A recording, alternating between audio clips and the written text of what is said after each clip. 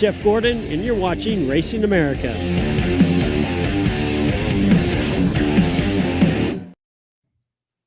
Hello, and welcome in to your favorite, well, hopefully your favorite, weekly racing talk show from Texas. This is indeed the Revved Up Sports Show. Showtime Bobby Chaffee right here. I spent Roddy Rodriguez. That's my man right over there to your computer screen left.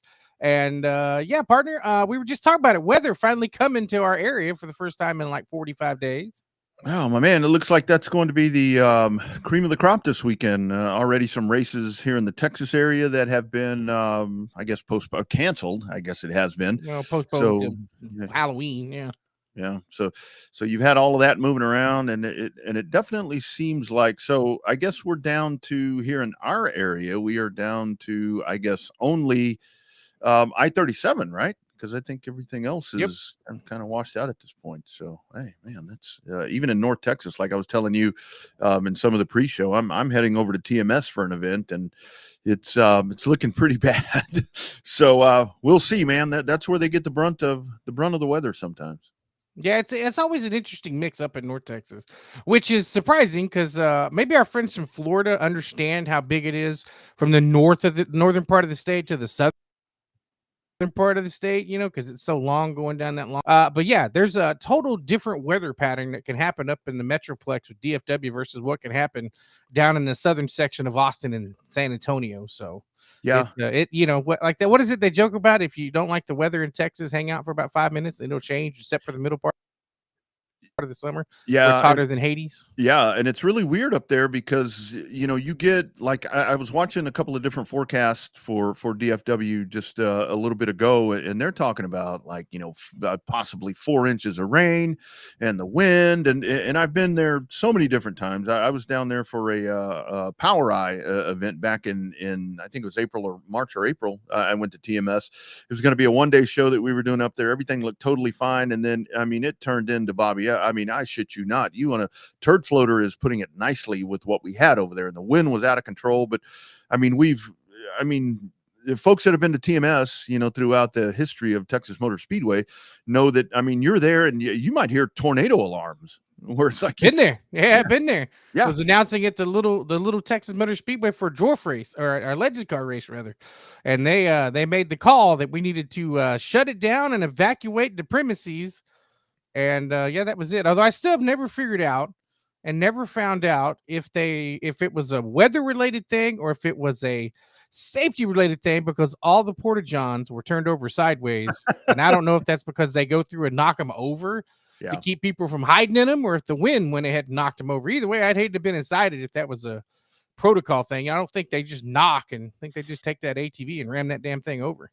Yeah, and it's like, not to laugh at, you have to make light of it. When this stuff happens, what else can you do? So our Cracker Jack staff right there has provided us with a backdrop right there. We haven't had to use this, and that's a funny thing. We've had it for a little bit with the rain thing, but it's been a little more forgiving lately. But yeah, I think that's what we're seeing around here now.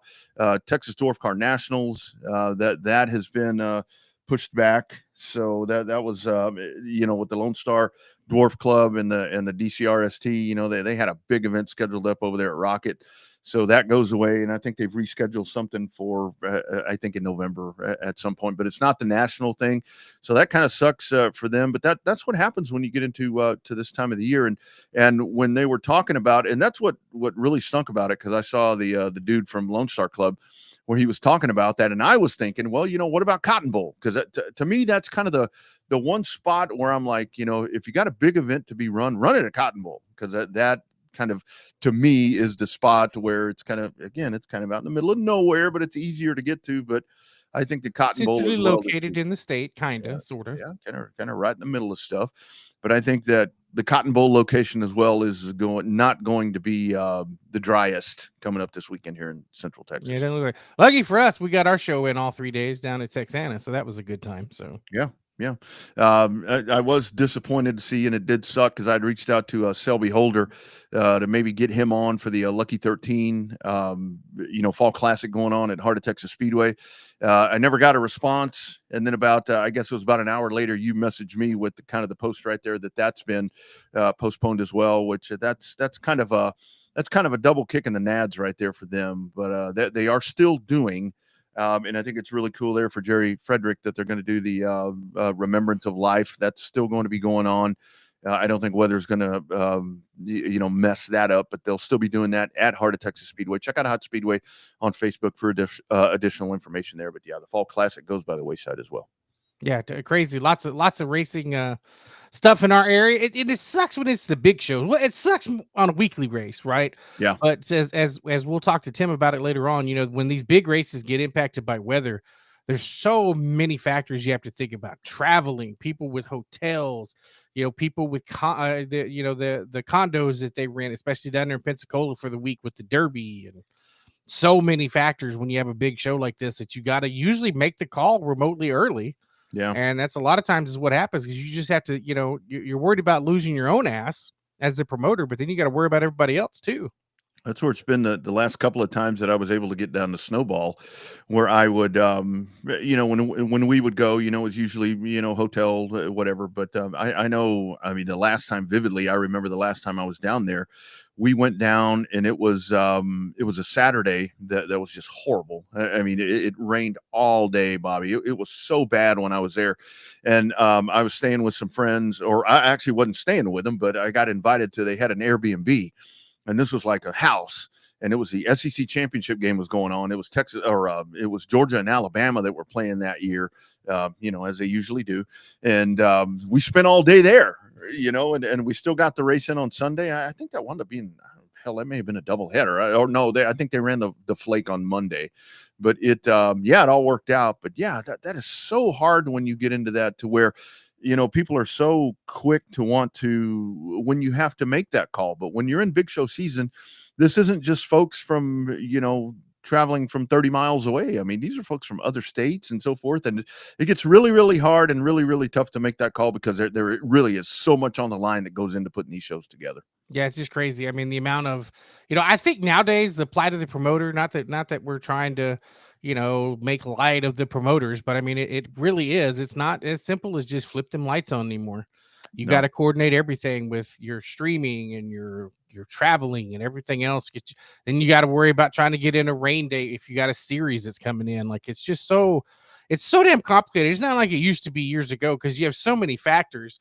Because you don't want to schedule anything. The only thing that I know that's scheduled the first weekend of December anywhere around the country is the Derby, because that's always championship weekend around the country for college football. Yeah. And the other part of it too is really that infrastructure that we talk about, because there's so much that has to, weather can affect so many different things. And we've seen it with streaming. We see it, like you said, with our streamers. We see where they are so affected with it, because you have trying to put on broadcast now with electronic timing and scoring, with everything that you have to figure into that. It gets really, really hard. And one little glitch right there can totally ruin everything. I mean, there's always a backup plan when it comes to scoring and all of that. But I kind of laugh at that sometimes, because I see, we know so many people that did hand scoring, for years back when we were younger in our heyday with racing around here. But it's like, you always have that manual score sitting there ready to go. But it's like, when it really happens, have they actually done that before?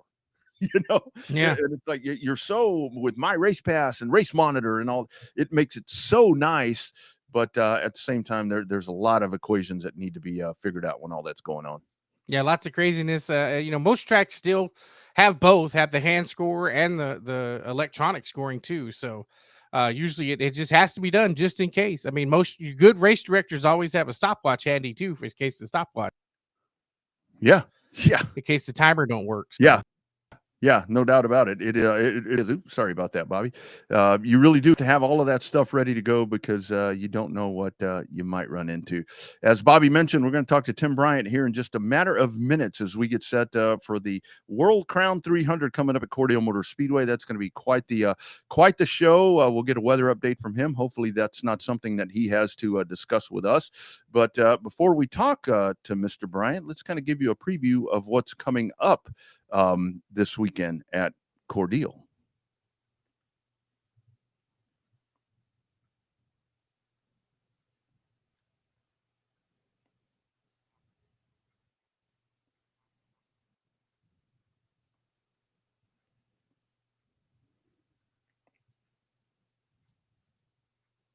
Well, that was supposed to be a live video, but you know how that goes. Yeah. So Yeah. anyway, you saw him coming down the front straightaway, so I think you get the idea of what we're talking about right there. So let's go diving in. World Crown 300 Cordele Motor Speedway. It is one of the crown jewels that we love to talk about all the time. And joining us, a friend of the program, a friend of short track racing, and a man that is perfectly ready to go for a big event coming up. It is our man, Mr. Tim Bryant. How you doing, sir? Good, Rodney. Thanks for having us on. Absolutely, Tim. So how's the preparation going for this one? Again, like I said, when you get these crown jewels, this is prime time. Well, listen, I mean, there's just a lot of excitement in the air. I mean, it's the World Crown 300 has had a place in short track history and tradition for many years, and to see what the Nolans are doing to resurrect that at Cordele Motor Speedway is certainly generated a lot of excitement. We got a good field of cars. It's going to be a very competitive race over there this weekend, and we think the future is really bright to bring the World Crown 300 back to where it belongs, and that is, amongst the biggest of short track events. When you talk about that, of course, not to slight anybody, because there's, as you know, so many great short track events going on now. But back in the day, you talked about the Winchester 400, you talk about the All-American 400. The World Crown 300 and the Snowball Derby, and certainly it's certainly finding its place back in that group, and I'm really tickled to death that that's happening. So, Tim, is that add any pressure when you try to resurrect the event like that, knowing the history of the World Crown 300? Obviously, the Derby, you have the experience with the pressure of the Derby and all of that, but I mean, it's got to be a little bit added pressure, especially with the rise, as you said, of Cordele kind of bringing its presence back to the national scene here. Well, you know what? That's a good question. And the real truth of the matter is there's pressure on putting on any event nowadays because there's so many good events going on. And there's a lot of great promoters out there in the country and some really great racetracks. And everybody wants, their marquee event to kind of have its own identity, if you would. But I do believe the Nolans, again, have really stepped up. First off, what they've done with that facility down there is just people are aghast when they come into Cordele Motor Speedway now with what they've done to the facility, and it's always been a really racy racetrack. Some of the best Southern Super Series we've ever had have been at Cordele because the track is just really racy. It's multi-groove, it's nice and smooth. The racers love it, and it's really fast for the size of the speedway that it is. So that all being said, coupled with, kind of to your question, I mean, what we want to get a stellar field of cars there. We want to get a packed grandstand, and those are the kind of things that a track can really build their event on. And I don't know that all that's going to happen in this year. This is, I think, year 2 for the World Crown. But they've definitely gotten people's attention. What they've done on the prize money side is just phenomenal. So I mean, certainly getting racers' attention. And for folks that did not have it on their original schedule for 2025, many of them have made taken the proper steps to put it on their schedule. But there are a few teams that couldn't. They just didn't budget for it earlier in the year. So it'll be without a couple of big name drivers. But I just think over time, and maybe even as soon as next year, you're going to see every good short track racer in the country support this event. Tim, I'm glad you mentioned that, because one of the things that you and your family have done so well at Pensacola is what you've done with that facility. And you mentioned the Nolans, what they've done there at Cordele. Kind of speak to that part, because we were just talking about that, to where now when it comes to short track racing, it's not, especially with big events like this and big race season, it's not a matter of you have to have facilities that, number one, are fan friendly. You have to have them very inviting for the folks to come out. It has to be racer friendly with pit accommodations and ease of access and all of that. Kind of speak to that. The racing surface, we all talk about Pensacola all the time, where it's like it can grind you up, and that's great. That's great on the surface itself. But you want people, when they get to that facility, whichever it is, you want them to feel very homely for a big event like this. Yeah, Rodney, our culture has just changed, I think, as a society, and certainly within our sport, we felt it as well. I mean, it used to be, back in the day, for those of us that have been around this sport a long time, it wasn't anything for people to go out and, buy a ticket, go in and sit on a wood board for 3.5. Today, today's consumer expects a little bit more. They want nicer amenities, and certainly if you look around at what even minor league baseball has done in most of our cities and places like that, they're being accommodated, and as a racetrack, we have to kind of follow suit with that. So we're all making improvements as we can, and certainly what they've done there at Cordell, they built a hospitality suites and just have the place spiffed up. Their concessions are top notch, and so they've got good lighting, good sound system. Those are the kind of things that fans. There was a time when they were really pleased when they saw that, but now it's almost expected when fans racetrack. So again, they've done a good job of that. At the end of the day, though, folks are going to be treated to one heck of a race this weekend. Mm-hmm. So Tim, before you come on, we were talking about we talk about the plight of the promoter to a certain extent, just because we work with so many promoters on the show and know so many. When it comes to the planning of a big race like either the Derby or the World Crown, how many backup contingency plans do you have? B, C, D? You go all the way to F? I mean, because there's so much into it. Like Rodney said, it's not like your local show where you got guys coming in maybe a couple hours away. You got teams driving hours to come see you. Like what? Like does the bottle of Tums? Is it like the industrial size, from BJ's wholesale, or what do you have going on for backup plans for that? Well, no matter how well you plan and how many backup plans you have, you'll always come up with something over the course of a weekend that you didn't see coming. So you have to kind of react on the fly and make the most sound decisions you can when something does pop up like that. But again, the ideal situation is what we have going on this weekend, in that we've worked. Our Southern Super Series group has worked well with the Nolans, Greg and Lori, and their team over there. Courtney is just a really cross all the T's, dot all the I's guy, and Rodney's done a great job getting the facility ready. So again, all you can do is what you can do, and make sure that you've got all your bases covered. Really, in direct answer to your question, the number one thing that we all worry about, and I think I heard you guys mention it earlier, is what Mother Nature has in store for you, and she has really taken a lot of pressure off of us this weekend because she's given us a really nice forecast. So the guys from far away are not too hesitant to come down. I think the fans are going to be comfortable in the grandstands Friday night. There's also going to be a pro truck support event along with the World Crown 300. So it should be a good night of entertaining racing in a comfortable environment. And Tim, you all do such a great job. I've been at your track on a Saturday to where you've got water halfway up the guardrail. I'm like, there's no way we're going to have a snowball derby, and somehow we raced on time the next day. So you all do a great job with that. Kind of talking about the crown jewels and the fact that you mentioned the Winchester 400, the All-American. I mean, all of these. How great is it that as much as the sport has evolved and there have been different things that have happened, somehow along with, of course, with the Derby, how great is it that we do still have the opportunity to have these events, even if it is kind of starting, maybe starting over a little bit, so to speak. But the fact that we do still have these traditional events for we short track folks. NASCAR is whatever it is, but we still have our main core of events that really mean a lot to us.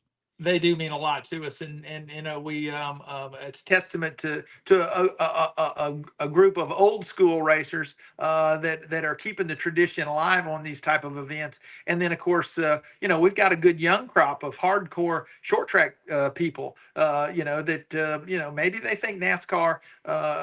There was a time when I think every driver got into the sport because they thought it was a stepping stone to NASCAR, and now we're seeing shift in that we see people that are happy being short track racers, and there's some big short track events, and with the advent of social media and all the great media coverage that guys like y'all give us with these events. We're making a few stars out of some of these guys. I will tell you, the dirt track side of short track racing has done a better job than that in recent years than we have as far as building stars. And my excuse on that is we have so many kids that are just kind of coming through the system. They're here for a couple of years and then they're moving up. But we have right now a really strong group of short track guys that want to be short track guys with no aspirations of moving up. And slowly but surely we're making stars out of these guys. So I think that's vitally important to keeping these big events kind of on the map.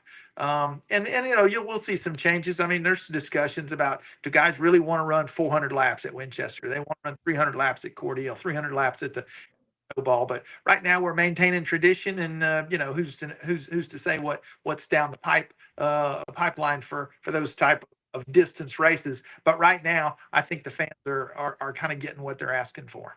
Mm-hmm. Yeah, your attention span of your fan nowadays is just getting smaller by the year, so it's hard to think about those big 300 lap races. Although we love it, we'll sit there and watch them run in circles till we're blue in the face. But we're not the ones that buy all the tickets and keep coming back to fill up the grandstands. In terms of the Cordele as itself, it feels like it's kind of turned itself into the ecosystem of late model racing and somewhat Southeast racing fairly well. It got the attention of Dale Jr. enough to get a Cars Tour race down there. I mean, talk about your experience of like this Cordele kind of. I mean, you guys are in completely different markets, so to speak. Same competitors, but media markets. But talk about the rise of Cordele. I mean, I think that it's come on a lot of people's radar in a short period of time. Like I said, the Nolans have done a fantastic job up there. Well, I mean, they really have. I mean, it's always been a racy racetrack. The Southern Super Series going there for years, and we've put on some really good races. The Lyle family, operated a very nice, clean short track that we enjoyed going to. And when Mr. Lyle, Wayne Lyle, passed away, the family didn't really want to keep the track, and along come the Nolans, and was kind of the saving grace, I believe, for Cordele. And their willingness to invest in this sport in such a way has just been a breath of fresh air. Not only the improvements they made to the facility itself, but putting on an event like the World Crown 300. Guys, this race is paying $35,000 to the winner, and there's bonus money for people that have run their Superfest races through the year to even increase that. The start money, the base start money for this race is $3,000. I mean, there's guys going and running 100-lap races that don't pay that to win. So the prize is exceptional. And thankfully there's people like the Nolans, and there's others around the country that are able to go in and invest in this type of event. I mean, I think it's just a really good thing for the future of short track racing. Absolutely. So for the weekend, we can kind of talk about drivers that are entered. I've been following that throughout the week. I saw Bubba Pollard actually is entered now for this. There was some question if we would see him before Pensacola, but he's locked into this. But it looks like, I guess, maybe a two-sided question, Tim. It looks like there's plenty of fun stuff for the fans as well. You mentioned the full entertainment value of everything that comes out of this. Plenty of pre-race stuff. Kind of preview what we're dealing with here when it comes to the World Crown 300 this weekend there at Cordele. Okay, well, let's start with the entry list, Rodney. I mean, you mentioned Bubba Pollard, of course. In the same breath, you always have to mention Stephen Nasse. I mean, those are the kind of, no disrespect to anybody else, but those guys have been the face of the Southern Super Series for a long, long time, and those are the kind of guys I was talking about, us being able to continue to try to work to build start power out of those guys. They want to be short trackers, and certainly we want them to maintain that. But we've got a strong list of guys coming in this weekend. Johnny Sauter being one, former Truck Series champion. Colby Howard will be in the Anthony Campy machine. Michael Atwell, who dominated the Rattler 250 earlier this year, will be at Cordele. Hudson Bulger, somewhat of a little bit of a local favorite over there. Of course, we can't overlook Jet Nolan himself, right, who so well there and has won some really big super races. Jet will definitely be a contender. Dustin Smith from Mobile just captured the Rogers Dabbs Challenge Pro Late Model Championship at Montgomery last Saturday night. He's on a bit of a roll. And of course, Jake Garcia, who won earlier this year, along with Matt Craig, who has I call Matt the perennial podium finisher, because it seems like no matter where he goes, if when he finishes second, if he don't finish second, he finishes. It seems like he's always on the podium. And then, of course, I got to mention Spencer Davis too, who's teamed up with the Ben Kennedy Racing team this year, has won some big races. And of course, there's others as well. we haven't overlooked anybody, but it's going to be a fun time, and it's going to be it certainly isn't going to be a cakewalk for anybody. That's right. So in terms of the Southern Super Series, I think is a unique animal, and no disrespect by calling it an animal. I think it's a great series because to make every box check off, and it works great because it helps out Pensacola with the Blizzard Series and the overall touring series, and then you go all the way down to New Smyrna to try to help out Rusty and the guys down there with the heart memorials and stuff like that, and speed weeks and all of that. So in terms of the, is there any plans to go bigger, or is that what the ASA Stars Tour is for the guys that want to try to go national coast to coast? I think Bobby's asking if you're coming to Houston, Tim. I think that's what he's trying.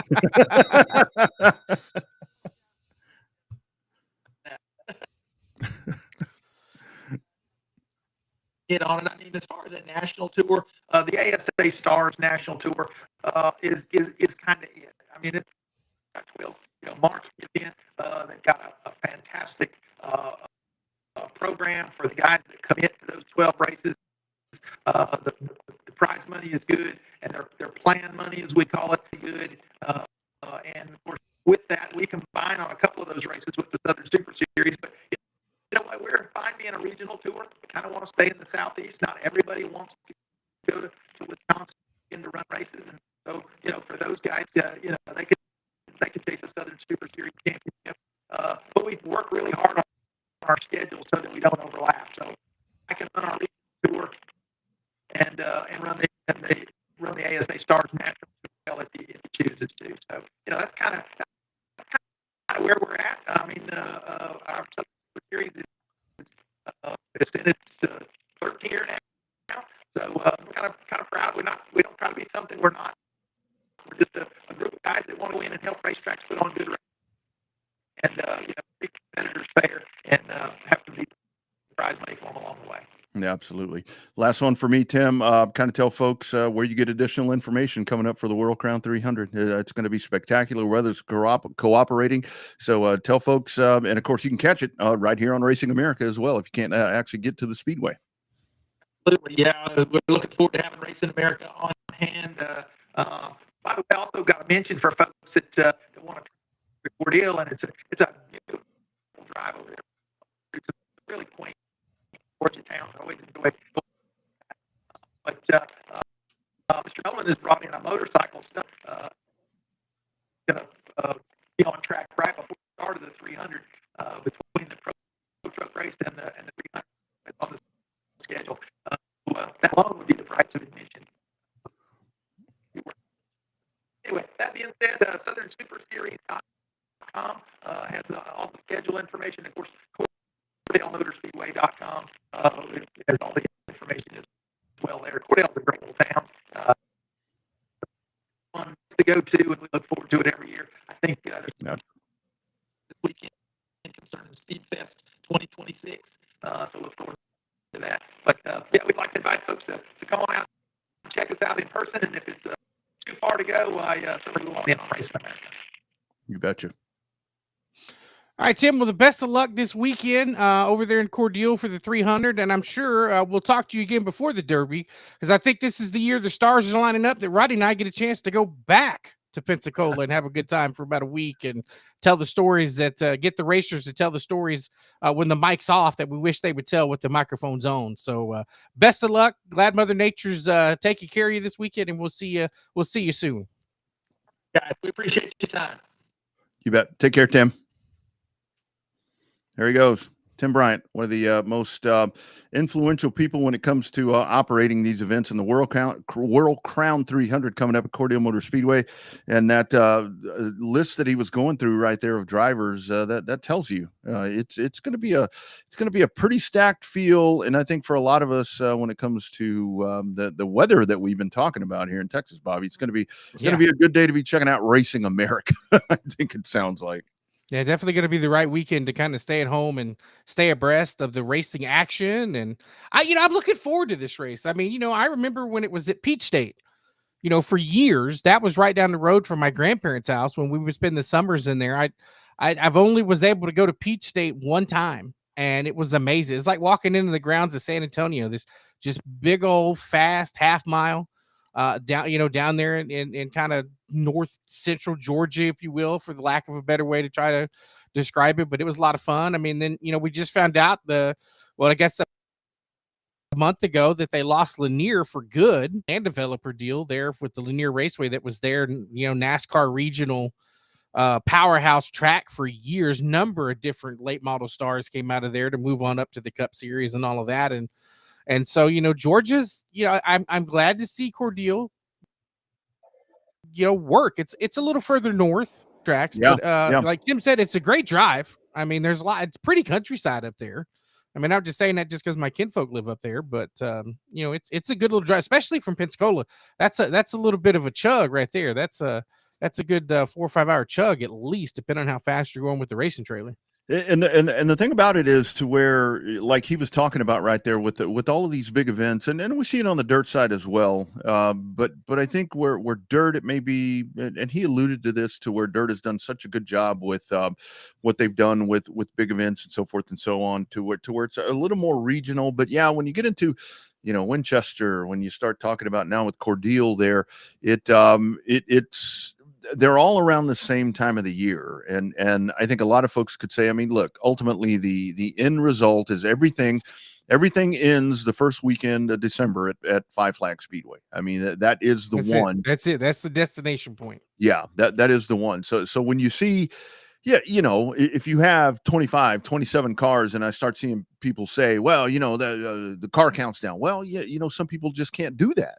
And that's where it gets tough, where if the event, that's a nice thing that what I like about the Rattler 250 is that son of a gun's in March or April, so it's like at the beginning of the year when everybody's got money. Yeah. So it is way out there. It's not really a part of the cluster of the big events that are right now at the end of the year. So, but I'm looking forward to this one, because he mentioned the two names right there. He mentioned, when it comes to Southern Super Series, he mentioned Bubba and he mentioned Nassie. And they are the needle movers. They are the needle movers for sure. That's right. You get those two guys together. Jet Nolan is a guy, and look, I mean, we talked to Michael Atwell. He mentioned Michael Atwell. That's a dude that you get him in the field right here in that Davidson number 14, and that's a dude that's going to contend. So I think that it's going to be quite the show coming up this weekend in Georgia. Well, I think he mentioned something about the dirt series and dirt tracks able to make more heroes, if you will, out of some of their drivers. And he made the point, and it's a very good point, that a lot of people think it's the stepping stone to get to where, like they come through so fast through a development deal and stuff like that, and want to end up in the Cup Series. Where your Lucas Oil dirt late model series, that's the top echelon of where they're at, where they want to be. So I think that the good point about the drivers, like I said, when we went to the Derby a couple of years ago, inside the Derby merchandise tent, you could tell who the mainstays and the main stars were going to be, because their merch was hanging up on the side of the tent. Bubba Pollard, Casey was up there. So a lot of the superstars were the ones that you knew were going to be committed to it, and that's that's a good thing. I don't think it's a bad thing.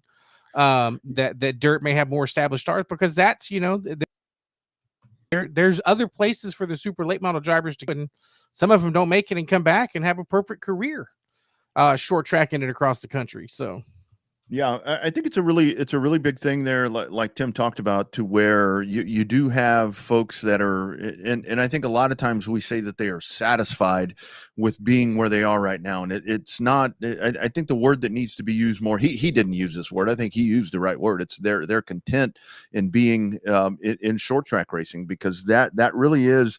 I mean, you think about that, $35,000 to win a short track race, that's unheard of. And some of these dirt purses that we see, in some of these upper tier series, I mean, that really is a big thing. I mean, there's travel factored in, everything that we talk about all the time. But I think the other part of that is there's more opportunity, when it comes to some of these races. And I think at the same time, and this is where it's kind of sad when you look at the national level, to where we've seen, I mean, there are some right now that are in the top 3 series of NASCAR, where we know damn good and well that they are perfectly capable of wheeling any type of machine that you put them in, but they end up getting to that next level, but just because of the equipment and finances and all the different stuff, that they kind of fade away. And like you said, they come back, and they never really get to utilize that potential that they had, and that sucks. But that's where it's a business, man. It is just a business. It is a business. The race teams don't run without money. The deal is like that video I sent you with Ross Chastain talking about money. It's always been about money. Somebody's had to pay to get you somewhere. Either you had family money or you had a buddy's money or whatever. You've always had to have money to race any kind of league. You and I both, we tried to run it out of our pockets when we ran local short track racing, and we both ran out of money, fairly quickly. That's why we're not racing anymore. So, kudos to the guys that make it, and, more power to the ones that do. But, I would say that when maybe it's our core base of friends, we don't have near as many people bitching about a Southern Super Series race or the Winchester 400 or, the Rattler or any of these other races. We don't see near as much bitching on social media as we do about the Cup stuff. So that's a good thing. Yeah. Well, unless you're a Pass fan this past week, but. Ooh, yeah, not good there for Austin Terrace. Austin Terrace with the DQ and some questionable whatever there as DJ Shaw ends up getting the win there in the past 400. But that's again, a lot of that's speculative as to what may have happened there. But some of that kind of lines up. We always try to find a cut of the week from some of the major NASCAR, stuff that we hear. And it's funny that we're sitting here talking about drivers that when it comes to finances and when it comes to different things, I think it was Dirty Mo Media door bumper clear. Somebody puts a microphone in Jimmy Spencer's mouth. Here's what Mr. Excitement had to say this week. The other thing that I believe in is that shows the talent. I mean, who's that Riley Herbst? That poor son can't drive nothing. Are you going to pick on every one of my teammates? Well, no, he can't. I mean, we know he's not going to be in that car next year. He is going to be in it next year, I think. I hope. Hey, he said he likes Bubba. So he likes Bubba. You're doing good there. So who's going in there? I thought, what are they doing with the 11 driver? Heim? Yeah. I don't really know at this point. I think he's definitely got some part-time stuff, but I don't know if he's going to be full-time anything. Well, they're making a mistake. Evidently, that kid's bringing a sponsor. Makes a lot of sense because that damn Heim can drive a truck. He can drive about anything, yeah. So I'm going. That's what I'm saying. Yeah, I know. That's all I'm saying. So if your daddy got a lot of money, somebody's got a fat pocketbook. I mean, it's awful. Now we got this kid 88, Zilich. Yeah, I never met him. You'd like him. Yeah. Oh, it doesn't matter. I like him. I like it because it pushes the pedal. Oh. There it is. That's the current activity of things right now, and that's just unfortunately the way that it works. Because I mean, I think we've said it so many times to where, with all these, with the big series, to where there are drivers that race on Friday and Saturday nights that are more talented than some of these folks and have the ability. I guess it should be. But the other part of that really is to where you start having that conversation is the ability is one thing, but to be able to put it all together, because we see the late model guys, the super late model guys, even the pro late model guys, to where it's like ability is great, but you have to, when these things are in your face and dealing with different things, they can show their ass from time to time, and again that hurts your reputation, that hurts everything that you have if you're really looking to make a living at this thing. Well, I mean, I think that we always say money buys speed. How fast do you want to go? And that's a legit point. Donnie Wilson, a friend of the show, love the guy, I'd known him for 25 years. Those seats ain't cheap over there. Yeah, but he only puts top notch money in those seats. And that's not a bad thing. That's a business decision. As you said, these things are run on money. These things are run like a business. And that becomes a challenge. We've seen the same thing with some of the James Finch machines. We've seen, all of those type of deals with different machines and all of that. Campy's another one that runs it like a business and stuff like that. So I just think that we saw it today, the other day, Justin Haley, boom, gone out of the Spire car. Hell, that's where Corey Heim was supposed to go, but Daniel Suarez has a sponsor and a different connection. That one I sent you about the TWG group with his buddy Sergio Perez. But I just think that it's sad that sometimes it's always about money, but it is what it is. The race cars don't pay for themselves, although some of these kids think they do with a magical check and a pin. But race cars don't pay for themselves, so usually. Well, and that's why it's refreshing when you see folks that come through, and I mean we've got some right here out of Texas, where they come through, and we know their ability to not only operate behind the wheel, but we know their ability to work on race cars. We know their ability to do shows like this. I mean, to talk to people, to have, if you got a sponsor presentation thing or whatever, they're able to handle that as well, to where you're able to do that full package together. And that's where this whole thing has really changed, to where it, we can say it's for fun and stuff, and it really is. I mean, it's still fun when you get down to race day and watching them, and all these different things most of the time. But where we say with the helmet and the bad guy that kind of shows up and does whatever, yeah, that's a real thing. I mean, that really is a real thing. But odds are, a lot of times, if you're in that situation, you do have to do other things outside of the racetrack. I mean, because a lot of times, like Spencer was talking about right there, when we talk about daddy's money and daddy's checks and all these different things, yeah, that happens. But a lot of times, daddy's got to go find that money too. And so that's an integral part of all that equation. Well, Riley Herbst is still signing stuff at the merch hauler, and he's still going to Monster stuff with Monster Girls. So it's not like he just shows up and does nothing.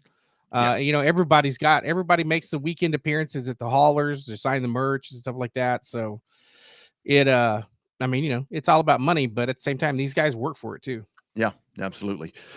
Speaking of working hard, On Demand Shirts, they are the official apparel provider of the Revved Up Sports Show, of mine, of Bobby, and a lot of folks that check in on this, and a lot of racetracks. And you look at all of these big races that are going on right now as we're in big race season. If you're in the South Central, even up in the northern parts of Texas, odds are the merch that is at the racetrack was provided by On Demand Shirts. And they don't only do racing stuff, they do corporate stuff. They do lots of big time stuff, but you don't need to hear that from me. How about a word from James Cole and On Demand Shirts? You've probably seen us all over the racing world and doing a lot of racing designs for events and race teams, but we also do a lot of stuff from small boutiques in small cities all the way up to Fortune 500 companies. Your brand deserves to be seen. We print on more than just shirts, hats, jackets, bags, and much, much more. Custom corporate branding starts here. Why is branded apparel so important for your company? Well, because a shirt or even a hat that has your brand on it gets worn to grocery stores, baseball games, or even family reunions. The impressions are endless and they last years. Contact us today so we can help elevate your company. There it is, On Demand Shirts. Check them out and get in contact with them if you're looking for stuff. They can do the embroidered stuff like our polos are, screen printing, caps, everything. Koozies. Those class shirts turned out great, by the way. We sold quite a few of those on Saturday. Yeah, nice. Yeah. So be sure and check them out, because they really are amazing at what they do. This past weekend, again, great conversation. Thanks to Tim Bryant for checking in, and thanks to Cordeo Motor Speedway for putting that together with us right here, kind of last minute on a Wednesday. So looking forward to that. Again, you can catch that right here on Racing America if you're checking in on the Racing America platform. When we come to talking about great talents that are doing really great things, I mean, in Texas drivers, it is our man Jared Maupin that heads over to Montgomery in the Modifieds of Mayhem, and he wins in Rick Palero's car. And to watch the ascension here of Maupin, he seems to really have when it comes to the modified. And again, it's not surprising that he's got the modified wheeling the way it is right now. Really cool to watch what this guy's done in a very short period of time, going outside of the state of Texas to where it's been like the Texas guys can't get out of Texas and win shit. Nowadays, Jared Maupin's proving them wrong. Yeah, I mean, we knew it was just a matter of time. We thought it'd be a little sooner, but obviously bad brakes and just the way that the racing gods make it seem, I think that it's made this win sweeter for him, being able to go to the different tracks. But I think that's why I think he's lost a couple of races. I guess the old adage is you got to learn how to lose them before you learn how to win them, kind of deal. Because you need to know, I needed just this little bit extra bump here. I needed this little bit extra turn here. So I think that it comes a long way towards developing the overall package that you need. Obviously, him and John, they've worked together before, but John Heil is, the crew chief on that deal, and it, it takes the chemistry to do it. And I just think that it's, I think it was a big time breakthrough for him to do that, and I think it's just going to lead more things. He's been really impressive in the limited late models or the pro late models. I don't know why I said limited, pro late models. But he, I mean, you know, we always joke, so you heard him here first.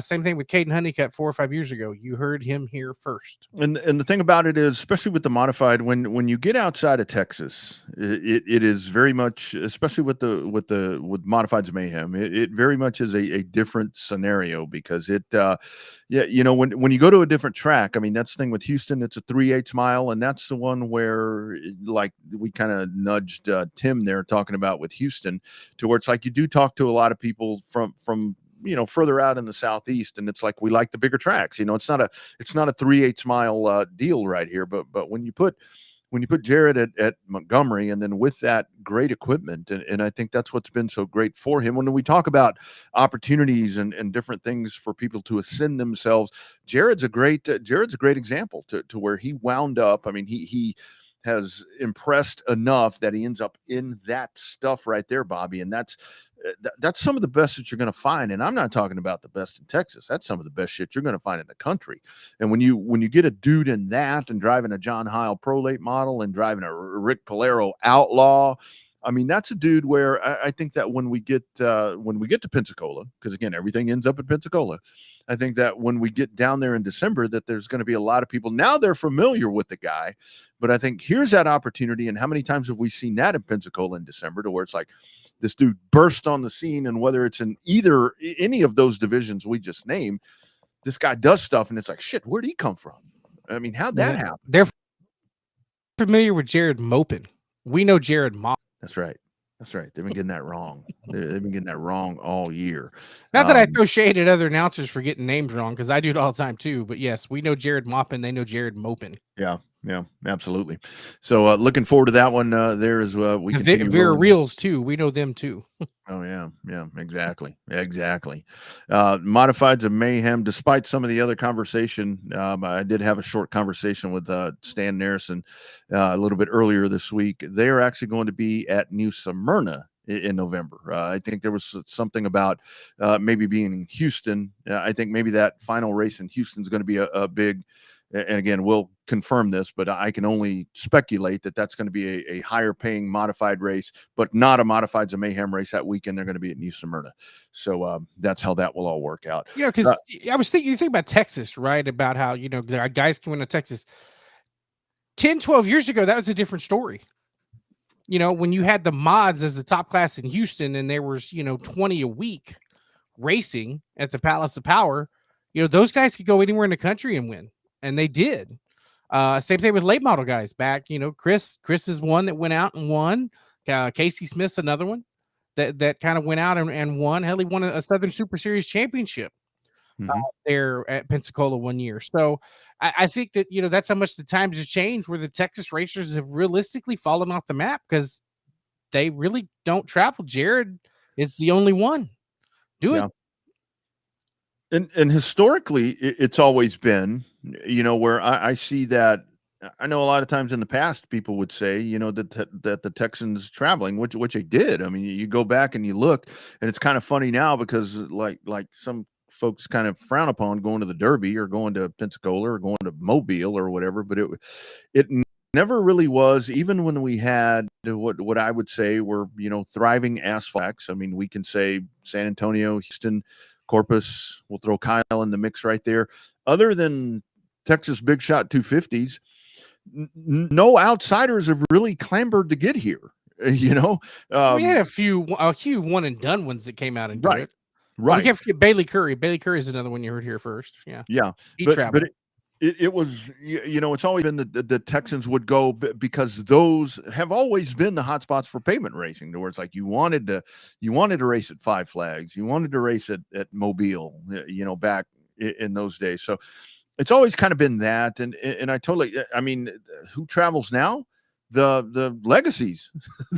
They're the ones that travel. And I totally get that. You know, it's easier to do that, but you know, and that's where we go back to with Texas. If you're a racer, if you're a dirt track racer, you're traveling Texas, which that in and of itself, Bobby, is enough, because you could be in Corpus one weekend and then boom, here you are in DFW on the cusp of going into Louisiana.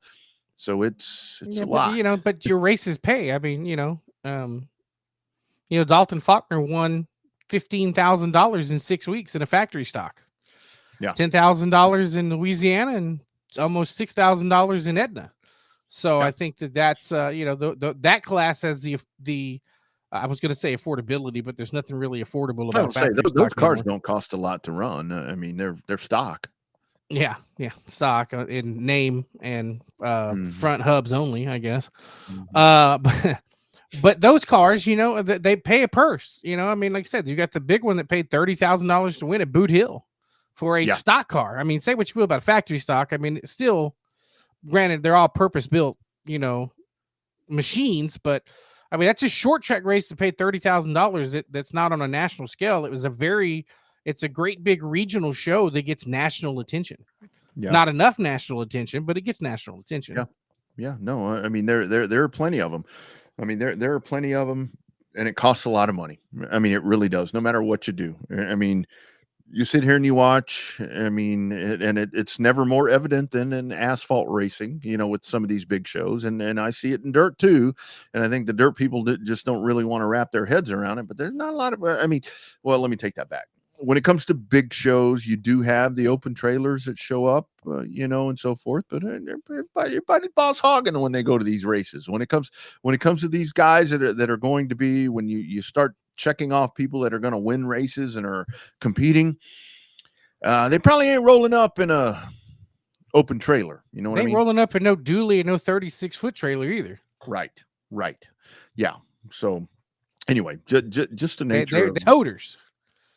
And Yeah. the 18-wheeler haulers, and they, you know, the big haulers. You know, they ain't show. I mean, the only guy that I saw at a local show that showed up in a 36-foot trailer with a Chevy dually was Dale Jr. Yeah. when he ran And the car store race in Florence. Hey man, and it happens. Look, you know, I have talked about that for years and years and years, but when I got better at dwarf car racing and all these guys had enclosed trailers, I fucking went and got one too. So I mean, that's just kind of It what kills you the sport, but yet at the same time, I understand why drivers have it, especially here, because you can get the ones with the roof, and you get that little you get that plastic sheeting shit for the door, and it stays cool in there versus, you know, the 125-degree heat index there at the racetrack. Well, I mean, I told the wife that I needed it so the car didn't stay outside, and that was that was the winning version for me. It's like, hey, babe, we don't need the car outside. So yeah, that. Oh, speaking of worked that, out. how'd that go for you? Did you get bonus points yesterday for actually being home? Oh, I did good. Mm. I did good. A big thanks to our friends or my friends now at the Double Chop Steakhouse, Kalahari. I went to Kalahari last night. Kind of, you know, they got the restaurants on the outside. Have never been over there, and went rolling up in there. They had us all set up in there. Great steaks, great ambiance. Piano player. She was singing tunes and doing all these different things. So yeah, I did good, man. I figured it all out on my own somehow. Damn. I don't know how that happened. You know, I called a guy who knew a guy, and boom, there it was. Connections. So I did it on my own. I called a guy who knew a guy. Yeah, well, you got it done. Facilitating is half the battle. Yeah, absolutely. Actually, hell, winning, remembering your anniversary is a good chunk of the battle too. Well, yeah. I mean, yeah. That's all good. That is definitely all good. Yeah, Jono. Yeah. A lot of them, and a lot of people have won, you know, out of an open trailer, and a lot of people do win when it comes to, you know, we're kind of honed in more on the big race season part about this, to where it really does encompass just a lot for these races, and. Yeah. I mean, it still happens. I mean, it definitely still happens. Yeah. And I hope that trend continues. But it's kind of the minority these days, unfortunately. But you know what? The thing about it is that's a great thing about it. What I figured, well, when I got my enclosed race car trailer, dwarf car trailer, it was like I knew a guy. So you go back to that. You go back to relationships. Who, you know, thank you, Todd McLemore, set me up with the thing right there. But they make it real easy to get them nowadays, right? To where it's like, oh, come on in here, man. We'll have you. It's real easy to get them, and there's so many people with a bomber that's got one. Yeah, that's the one, dude. That before it was like, you know, you had to have a certain class of car before you were socially acceptable to have an enclosed trailer. You know, you had to have a a super stock or a late model or something, higher end, then you start bombers and they're in, 36 infoot closed trailers, not even a 24 footer, so hell, one of them showed up in a toter and that wasn't even counting Mark Radimski. That's the one that I wanted to mention, when that dude comes rolling up and it's like, it's a big race and it's like, oh shit, what is Mark bringing? You're expecting a modified and a truck to roll out of there. And that dude rolls out 5 grand stocks out of that thing. Yeah. It's like, holy shit. I want to go look at the floor on that trailer, see how much oil's leaking out of that thing. Yeah, but hey, whatever. Show up. I mean, the margarita machines were always cold in that trailer. Always a good time when it came down to that.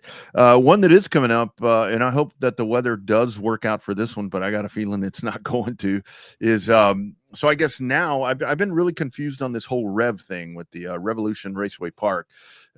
We saw a couple of months ago, I guess, that had been sold, no longer going to be a racetrack. I thought it was done, but I did see that I guess this weekend is going to be like the finale. This is it. That's done. The third or fourth one, but yeah, I think it's real this time.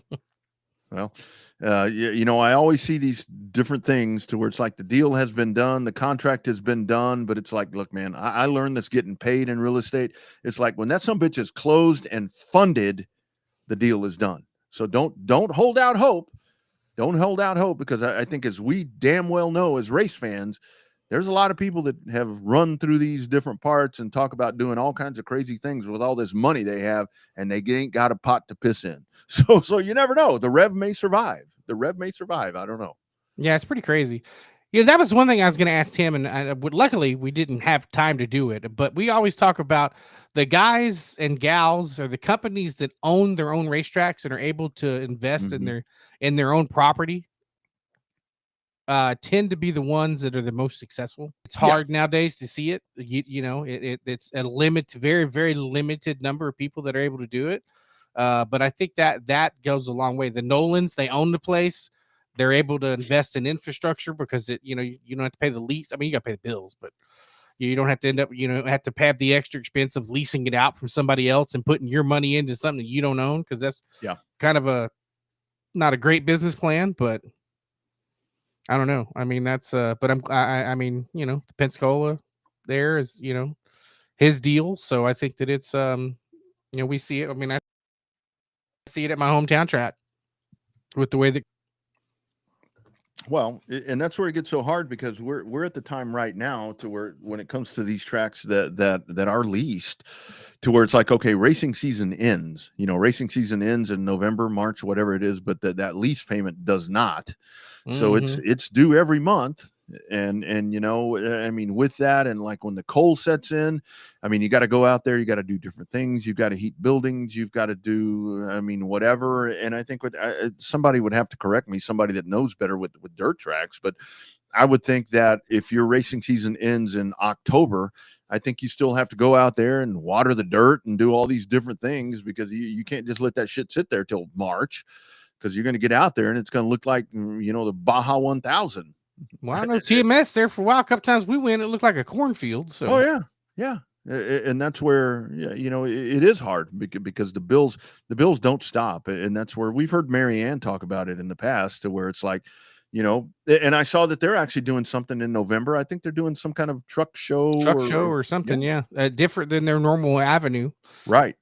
So if you're one of these, event promoters or whatever, and you're looking for a facility in South Central Texas, I mean, you've got racetracks galore where you can come out that have ginormous pit areas to where you can do different things in the track in and of itself. So there's lots of space right there. So if you're looking for a venue, hit up these people, because they got bills to pay too that don't stop.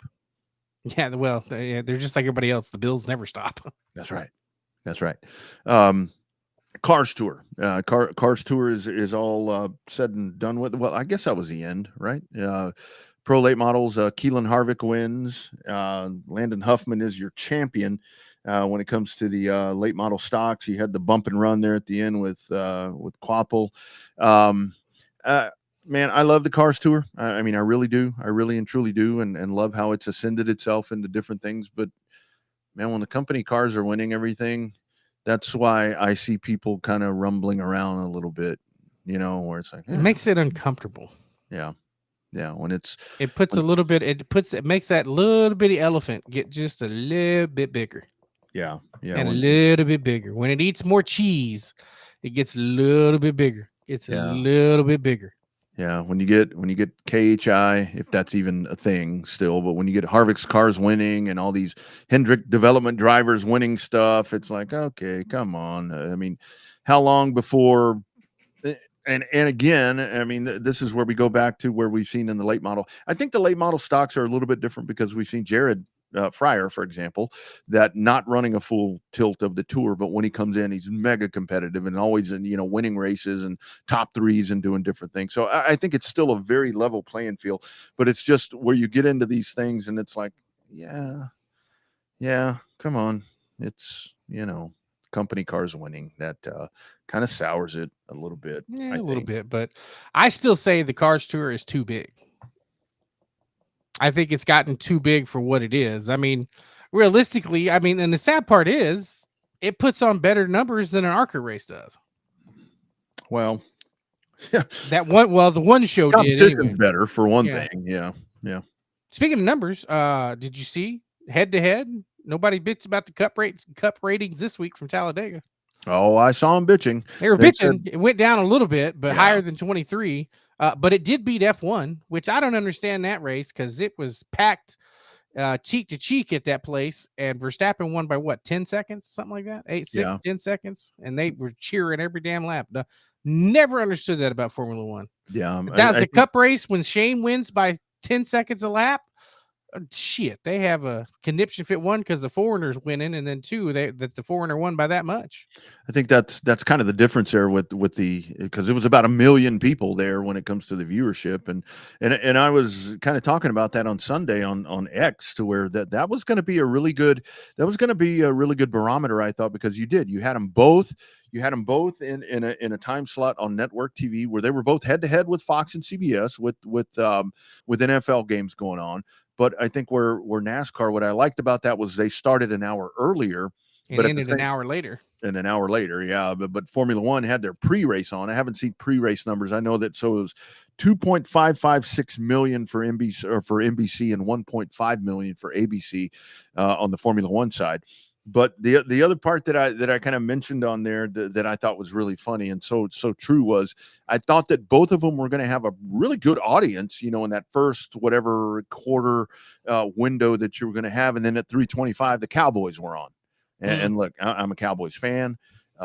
People tune in to watch the Cowboys lose, but the Cowboys will shrink your TV number. So I think that kind of figured into some of those numbers a little bit. Well, that's why they give it in gaps.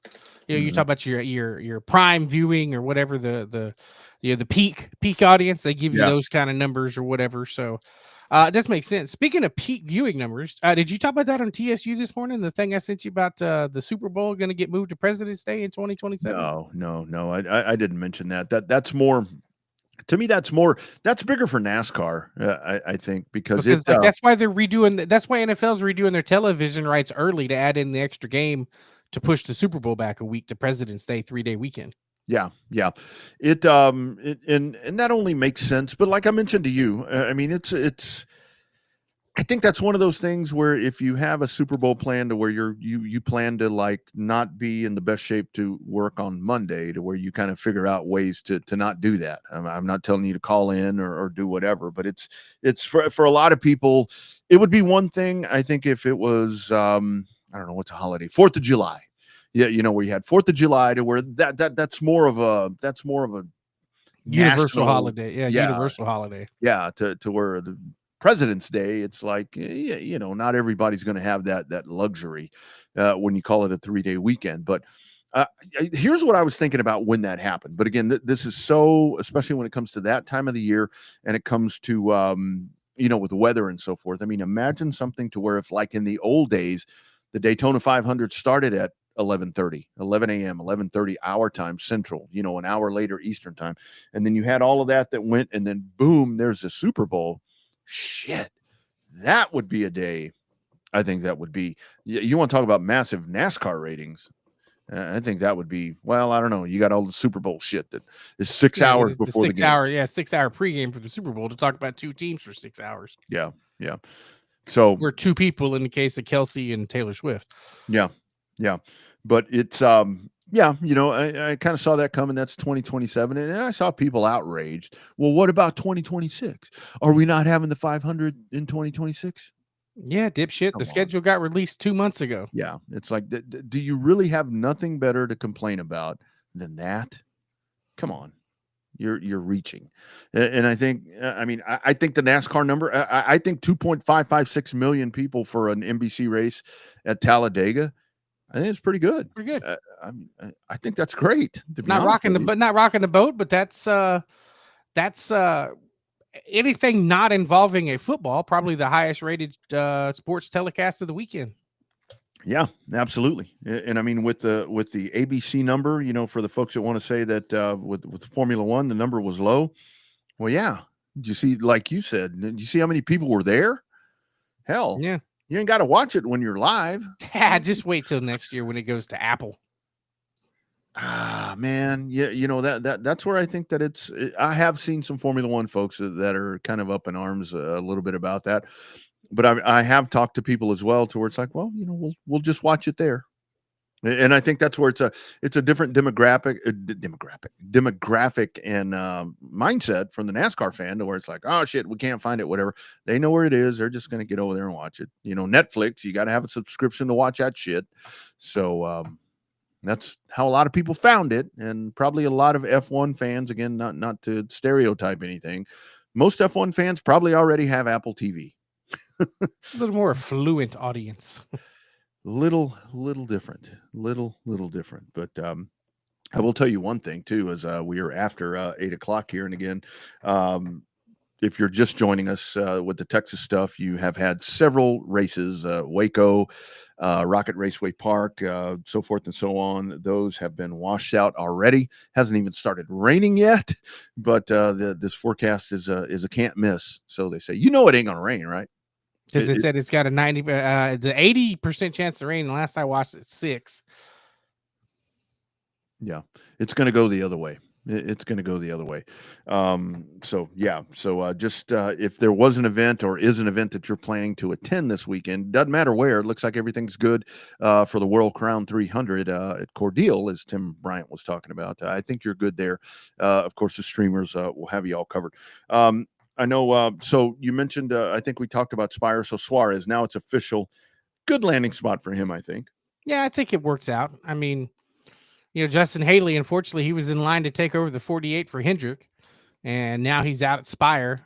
He'd be a good fit for Dodge. That's another guy to where it's like all of this potential, you know, and again, where you hear about, well, he got Spire to victory lane. Well, no, he didn't. It rained. I don't care. Yeah. There's a trophy at Spire for that race. Yeah. So again, back to that. But Rajah Cruz taking the Hendrick Cars money to JRM. That's a good move. Mm-hmm. Yeah. That's a talented kid right there. But I like Suarez. He seems like a fun guy to have a beer with. I think he'd be fun on this show. He seems like a White Claw guy to me. More than yeah. Hmm. I don't think he drinks Natty Light and stuff like I do. Hell, Yeah, you drink. he's definitely not a Natty Light drinker. Yeah, no, there aren't many of those. I know two. I know two that have been on this program that drink that wonderful beer. But yeah, so you've got Suarez to the 7. I really do like that. I think that you can put that dude in there. Like you said, he's going to bring sponsorship. He's got a good following. I think that. I don't want to say that they're going to make some noise, but I think that you put him in that car, and I think the potential is there to where, you know, he could do something from time to time other than at the super speedway. I thought that Spire would have made more noise this year. Me too. I really did, because Michael McDowell probably, I think he saw the writing on the wall with the whole charter thing at Front Row, which, by the way, did you see Bob Pockris, or actually Adam Stern? The lawyer for Front Row and 2311 and the lawyers for NASCAR have agreed to continue settlement talks. Oh, nice. I saw that some texts had gotten released between O'Donnell and somebody, and it's like every time I see that, I'm like, damn. Yeah, yeah, no shit. Yeah, it's like, how do you get those? I mean, shit. I guess everything's public record, right? I mean, damn. Yeah, but I mean, I didn't see anything in those texts that were. I mean, it's business. I mean, it's business. But yeah, I mean, yeah, get it settled, get it done. I mean, I think that it's really imperative that they get that figured out, and then obviously, like you said, the schedule's out, and then at that point, that's where you figure out what you're doing. I mean, I think the point system's done, or I think that's already done. But you release that, Redo it. yeah, Yeah. yeah, It's get that all yeah, done. they're going to wait for the championship to be crowned, and Yeah. then they'll probably announce it. They're probably not going to announce anything till after the banquet. Yeah, for sure. Probably a week after. But it'll leak. It'll the with as many podcasts that are out there with all these racers now, it'll leak with championship race. So. Oh yeah, it'll come out. It'll come out, and I think it'll be something to the effect of the chase. I mean, something of a 10 race. It's still going to be they're still going to have a playoff. Yeah. They may just not call it. I mean, whether or not you're in and win. I don't foresee them eliminate. I hadn't really heard much talk about that with them wanting to eliminate the stages. I think the teams like it. I don't think the fans as much, but when you're live at a race, that damn stage break comes right at the right time. It does. You got to go hit the head. You got to do whatever you got to do. I mean, go get a hot dog. I mean, that's great. And the thing about it is that at TMS, for example, they run around there long enough to where you usually can go and do all of that and get back. And maybe they just went green, So Bobby, I guess if anything, if you want to kind of rectify some of that, just continue to award the stage points. Just don't throw a yellow. But the next thing is these races suck. It's just follow the leader. It's just continuous. I mean, and I know the folks want the 36 season, 37. They tried the no cautions at the road courses, and look what happened there. Yeah, they reverted back to what we have now. Yeah. So and the thing is, I mean, I'm sorry, I just don't think that having a dude win like Matt Kenseth and different guys that have won these things when the season's at whatever point, I just to me that's just not very, because I think from a team standpoint, I mean, you kind of see like when we get to the final race, when we get to Phoenix this year, you're going to have teams that are out there just riding around. What's on the line? Nothing. You got 4 dudes going for it. So. And that's the way it used to be. That's really the way it used to be. So I don't think that's the answer. So what do we know? Yeah. What do we know? They'll come up with something. No matter what they come up with, somebody's going to bitch. No. Although realistically, though, they do have that marketing firm that's supposed to be, reaching back to the roots of the sport, that Kenny Wallace laughed at and all that. Did you see the 10,000 moms or million moms or whatever were bitching about the NASCAR 2026 about the what is that? Hell yeah. And they is... saying that's not appropriate. Well, I mean, yeah, you're going to have that, but that is kind of the million moms is not my preferred demographic group that NASCAR is going for. Yeah, well, that's Major League Sports these days. That's what you're going to get when it comes to that. Yeah, hell yeah. I mean I'm like, all right, and the whole thing is sold a lot of Stone Cold Steve Austin shirts. I still go back to where it's like for all the older drivers or drivers in the past or influential NASCAR people that have been a part of the sport that don't like the direction that it's going, instead of being on the Twitter and on the Facebooks and all these different places and pointing out the bad shit, get involved. I mean, reach out to NASCAR. Maybe they are. We don't know if they have or haven't. Do it that way. I mean, because it is one of those things. You ever had that one coworker that is like, I hate the boss. I could do the job better than the boss. And then the boss comes around and they're sitting there, sucking their ass. It's like, come on. Yeah, And if you don't have one of those people at your work, then you are that person. Yes, absolutely. Absolutely. That's exactly right. That's exactly right. Yeah. So I don't know. It, when with marketing firms, I mean, that's the whole thing. I think the whole problem with that is when it was said that NASCAR brought in a new marketing firm, I don't think people even thought back to the whole thought of, oh, there was an old one, because there has been. There has been. They don't do some of these dumbass ideas they don't come up with on their own. Yeah. Yeah, absolutely. I mean, you look at some of this and you want to talk about so and so's a jackass for that idea. He didn't come up with that. I mean, traditional racing people aren't going to come up with rap concerts in the pre-race. Yeah. So Or a Blake Shelton concert in the middle of the pits. where you can't even see him. Yeah. Behind a sign. I mean, come on. That's say what you want to say about some of the NASCAR people, but they are still purists at some point.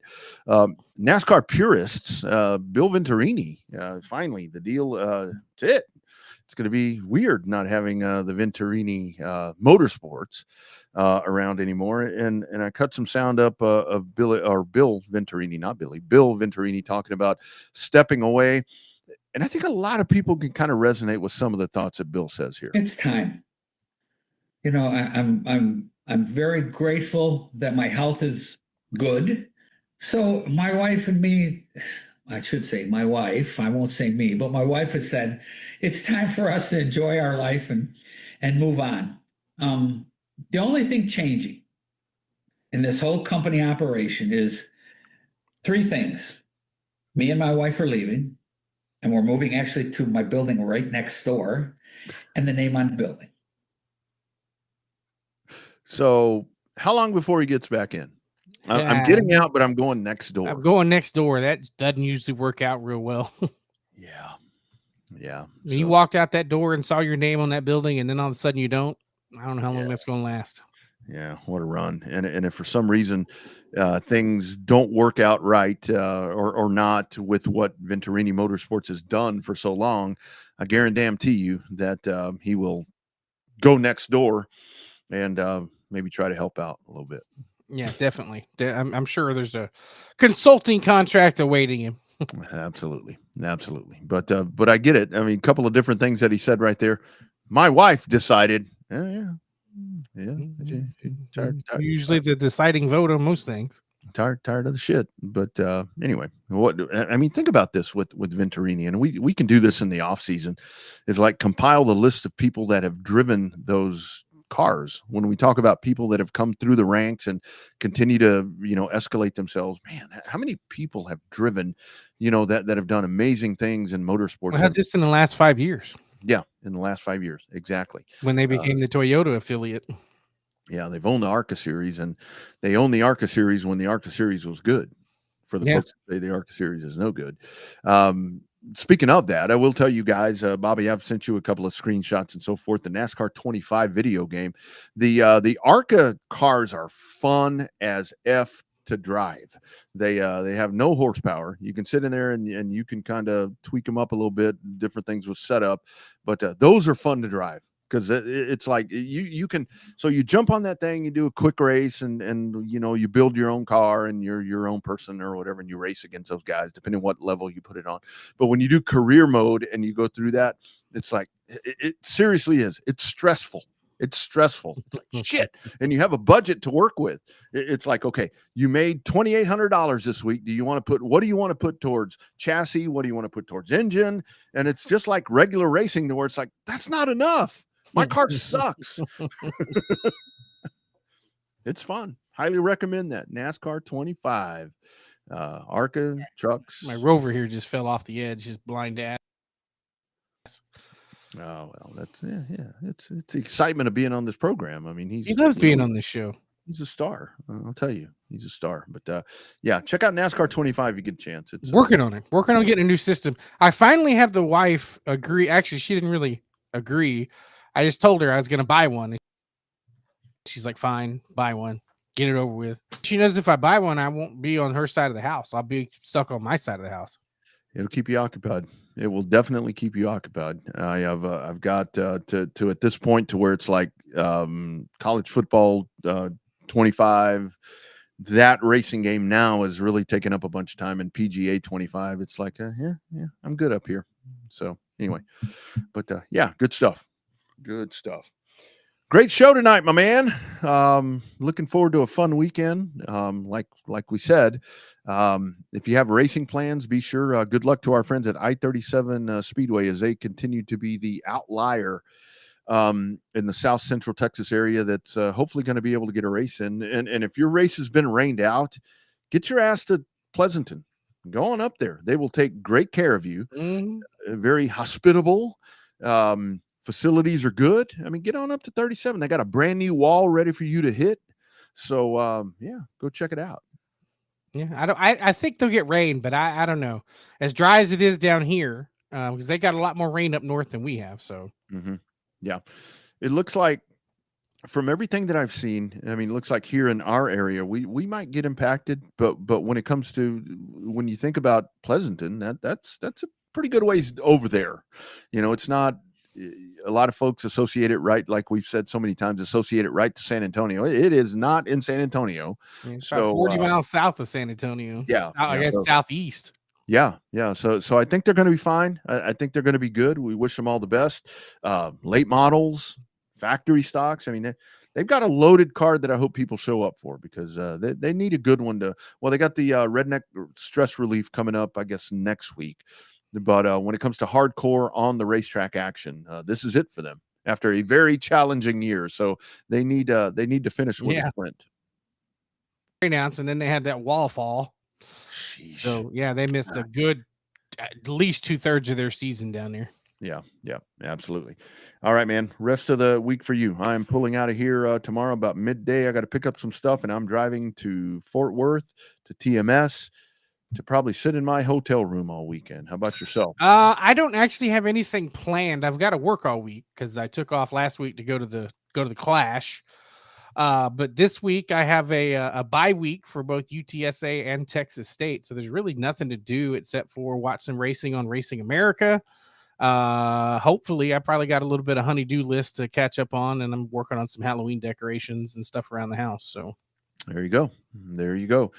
And as Bobby mentioned right there, whether it's Racing America, whether it's Flow, whether it's Race On, based here out of Texas, whichever speed sport, be sure. And if you're looking for something to do with a college football season and so forth, you want to catch some racing, there is a streamer that will have something for you. We'll go ahead and pop this up one last time because I think that's our in AccuWeather forecast coming up for many of the parts that we're going to. Oh yeah, and big game. ESPNU has it. South Dakota State versus North Dakota State. Number 1 versus number 2. Nice. I'll be checking in on SEC stuff. It's FCS, so nobody really gives a shit. But should be probably one of the. If you're just a college football fan, that should be one of the best college football games of the year right there. It's at the Jackrabbits. So yeah, could be big stuff coming up. All right, Bobby, have a great week, my man. Race fans, like we said, be safe out and about if you're traveling. A big thanks to Tim Bryant for checking in. Cordele Motor Speedway does a World Crown 300 coming up. You can catch that on Racing America. It's a full stacked field. And if you caught us on the YouTube page, don't forget to like and subscribe. That's right. If you are on that, be sure and like that as well. All right, Bobby, we're out of here. We'll do it again next week. Be sure and check in for the date and time as things are fluid. Our show times are kind of like this right here. They're fluid. So anyway, they get really confirmed about Monday night about 6:00. Yes, exactly. Depending on what's going on, that's kind of when we all get it figured out. But that's the beauty of doing it this way is you guys are going to check in. All right. Y'all have a great week, and we'll do it again next time. #Real Race Talk from deep in the heart of Texas. This has been the Revved Up Sports Show. Take care, friends.